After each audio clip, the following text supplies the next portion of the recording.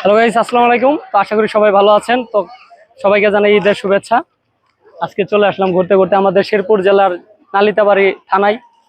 তো এইখানে হচ্ছে আমার পিছনে যেটা দেখতে পাচ্ছেন, এটা হচ্ছে স্থলবন্দর। স্থলবন্দর এটা ইন্ডিয়া বাংলাদেশ দুই দেশের যে পাথর, কয়লা এবং কি আর অন্যান্য যে ইগুলি আছে, পণ্যগুলি আছে, এখানে আসে এই স্থলবন্দরে। একটু পিছনে দেখেন, এইখানে গেট খোলা থাকে। তো এখন ঈদের সময় দেখে বন্ধ, গাড়ি আসে না। ঈদের সময় ছাড়া এখানে ইন্ডিয়ান যে পণ্যগুলি আছে আমাদের বাংলাদেশে আসে, পাথর, কয়লা, মসুর ডাল, এগুলি আসে।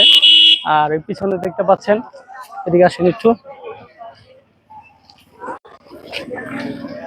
এখানে অনেক বিশাল আকারে লেখা আছে লাখুগাঁও স্থলবন্দর। লাখুগাঁও স্থলবন্দর এটা হচ্ছে আমাদের নালিতাবাড়ি থানার অধীনে, শেরপুর জেলার। আর এইখানে মোটামুটি বিকালে অনেকটাই দর্শক হয়, দেখতে পাচ্ছেন। একটু আশেপাশে দেখান, এখানে দর্শক হয় অনেক। আর ওই যে ওইখানে হচ্ছে বাংলাদেশ বর্ডার সীমানা, আমরা ওইদিকেও দেখাবো আপনাদেরকে। ভিডিওটি দেখার জন্য অসংখ্য ধন্যবাদ। ভিডিওটি ভালো লাগলে অবশ্যই লাইক, কমেন্ট, শেয়ার করবেন। ধন্যবাদ সকলকে।